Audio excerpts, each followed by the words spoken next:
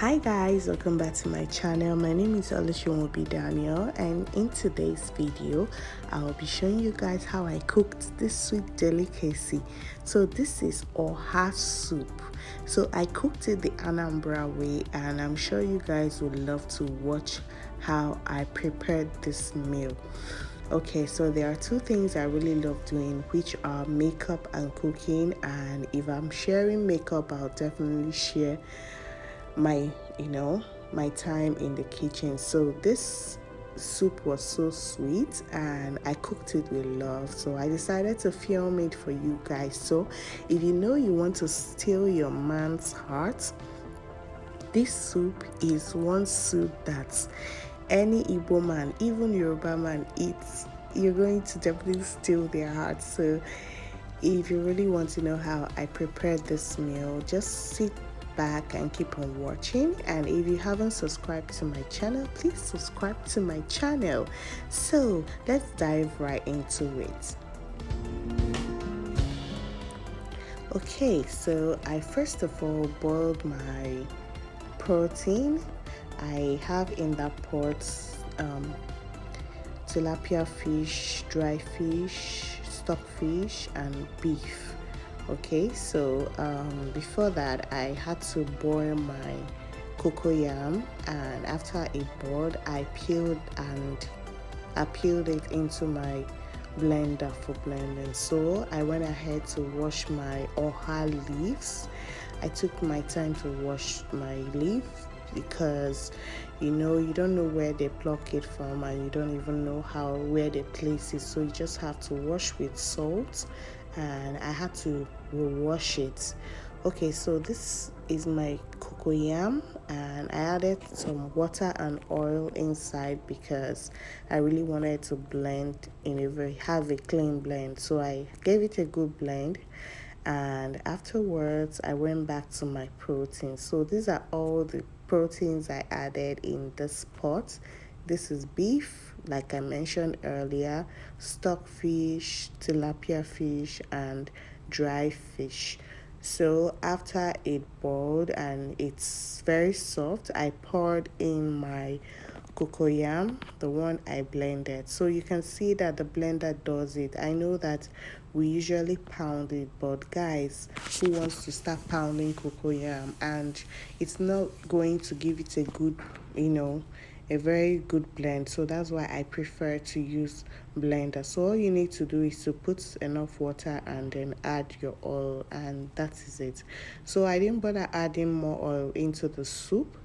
I poured it in, I allowed it to boil for some minutes, and I stirred.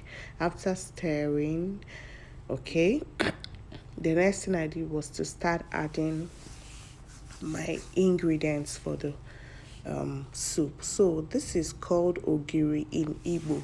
So this one smells, it really smells, and when you're cooking, I'll advise that you close your windows because flies are definitely going to fill your kitchen. So you need to close your windows or your doors when adding this stuff because it attracts flies. But trust me, there is no oha soup or onugbo soup without this ogiri. In fact, if you cook it without this ogiri, it is not complete. So this is a must in that soup.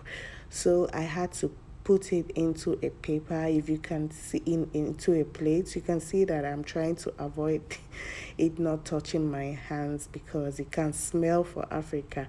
So I had to mash it with my plastic spoon. I added little water just for it to soften up because I don't want to add it like this. I don't want it to eat my food and I start licking it somewhere. So the best way to get it well distributed into your soup is just put water, little water inside, and mash it down.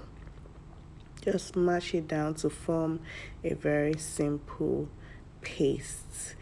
And okay, so after this, the next thing I did was to pour it into my soup.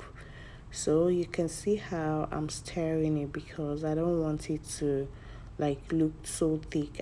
Still added a little water just for it to be well distributed into my soup. Okay, so the next thing I did was, this is my grounded crayfish.